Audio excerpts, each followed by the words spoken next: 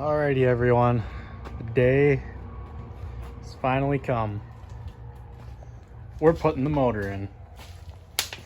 Now, it'll need an AC clutch once I get it in there. Other than that, ready to run. And honestly, it can run without that. But I want to get that on before the radiator and stuff because it's easier. But that being said, it has been months since this motor's been in here, and months since I originally was hoping to have it back in here. I bought it Labor Day weekend of 2021, pulled the motor out within the next couple weeks after that, and it is now July 18th of 2022. So that tells you how things went. Everything took way longer and school happened. But so I just gotta move some of these wires out of the way. Try to keep that power steering pump strapped out of the way. Fuel lines. And clean up these axle shaft stubs before they go into the clean differential and carrier bearing. And then we will set it in here. And once it's in here, we'll get it bolted in. And then we'll just make sure everything's covered up once it's outside. I mean, everything's been covered up with tape and whatnot, but then the rest of the day we will start digging into this good old 4L70. Yeah, never done that before. So for us, I've torn into a transmission. Is doing the solenoids on that Ford 5R110 on the Excursion. So this will be interesting, rebuilding one myself, because yeah, watched some videos.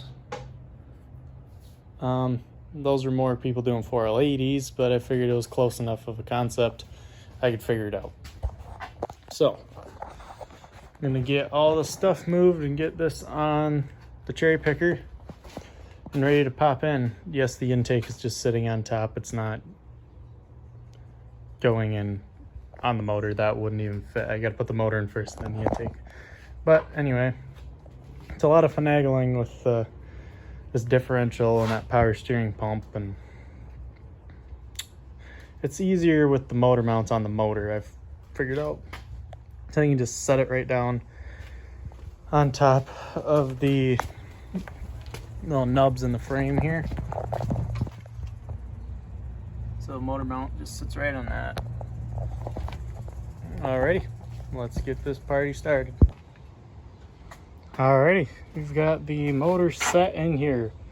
I've got all the plugs underneath plugged in. Do that while you've still got it up in the air. Just watch where you put your hands in case something bad happens. I've just got it set on the mounts. I'll probably bolt them in later. It's getting hot out. I mean, it's not terrible, but got some of the wires here bolted up and just set up. I got this all greasy, so I gotta clean that off. But yeah, other than that, I was just fiddling with seeing if there was still a way to make these fans work. These are off a mid-2000 Silverado, which obviously has the bigger radiator because it don't really fit in here. But anyway, yeah, it could be interesting. I almost found some off of a like an Impala or something that would actually pretty much fit that radiator, but from what I was reading, they don't pull near the air that these would. And well, the whole point is to help it cool better and maybe take a little less power. Turn that stupid mechanical fan.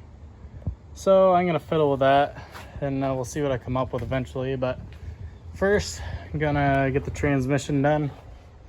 I'm gonna wait and put the intake on until that's in, so I can get at that top bolt a little easier. But other than that, that is where we are at as of 12:40 on Monday. So I guess we'll keep on working.